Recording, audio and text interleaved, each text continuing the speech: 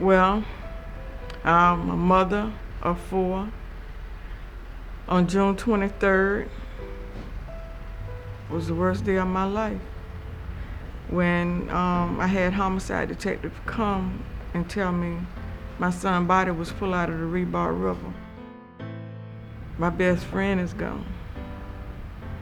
I'm stuck now, sitting on the sofa, not knowing what to do. And I heard the Lord again say, you ain't the only one hurting. I didn't want to hear that. I wanted to be comforted. I had to be tough now. I had to be strong.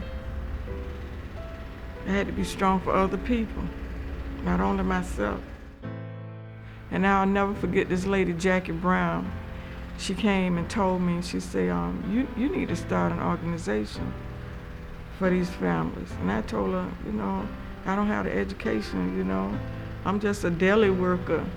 And she said, girl, you better go and start a group to help, with other families. And I did. And I just started reaching out, and people was reaching out, calling me, and here we are today. I met Miss Beverly on the 24th of April, the day after Dewan got killed. And she had been so helpful, very supportive. She had been an inspiration to me, because she already been through what I'm going through. And she's a big help. She's my backbone. It's not about me. It's all about the Lord. And He the one put families, slain children together. And here we are. We're struggling, but we're gonna make it. When mothers can't sleep, or when mothers out there don't know what to do and get involved in drugs. We got mothers that been in intensive care from trying to kill herself because the police called her on the telephone and told her son was dead.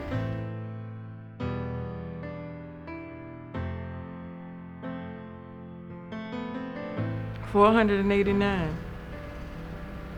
2 and 3 a day, 4 and 5 a day. Running to this one house, running to that one house. Getting up 2 or 3 o'clock in the morning to a murder scene.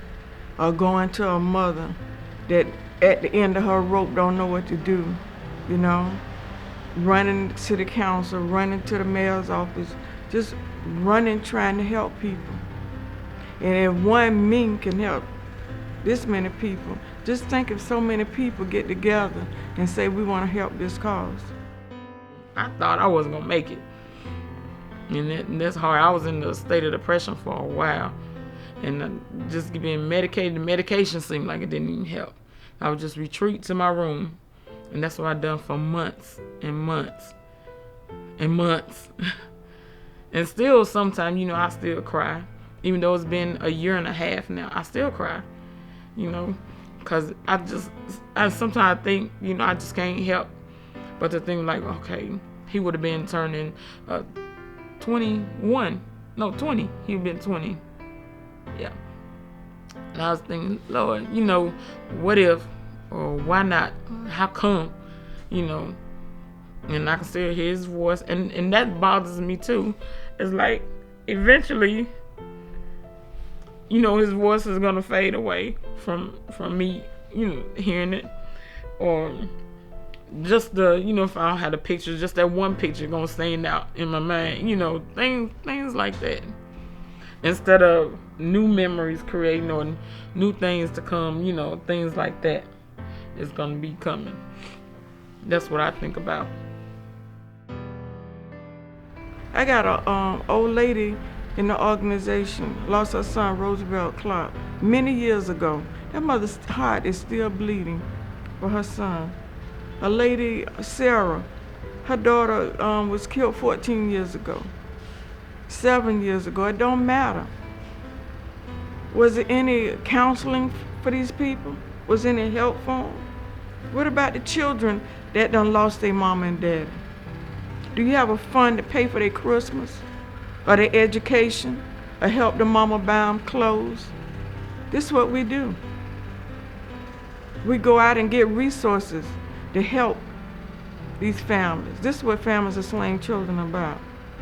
We try to mentor our kids. We try to, in this building, we want to have everything in place. On Mondays, we want free haircuts, and we want to have food when people need it. And I'm hoping and praying the Lord bless us with some money. Well, when a mother needs some help, we don't question her. Help her. It helps me, my family, because my son William was murdered last year. Him and his friend Travis Odall, they were murdered on July 23rd, 2007. My son was 17 years old. He was my baby. Just one day out of the blue, we get a call, my child has been shot down, gunned down. And mothers of slain children have been with me since day one to help us get through this. You hear about a lot of people losing their children, but until it actually happened to you, hit your household, it becomes totally real. And it's so very, very real to lose your baby. You didn't see this coming. And we need closure. I need closure. And so the Mothers of Slain Children helps us to just put everyday life into a perspective, to live and to know just because a tragic thing happened to our family, we don't have to give up. We can live in spite of. And I have to live in order, and I teach my children, we have to live and not die. We have to get a message out to other children and to other families that you can live. It hurt. We get to think about him daily. I love on him in my heart, but a day like today, I cried, and I haven't cried in a while, because you try to be strong. I miss my baby. I miss him. We need people to come in and help us renovate this building. Make this a safe place for people, that they feel comfortable. People that's going through something. We need people to just come in and step up to the plate, and help. We lost our kids. We need help. A part of us is gone, because that's what our mission is, all of us, to help one another. We are our brother's keeper, whether we like it or not. Whether you like it or not, we got to help each other.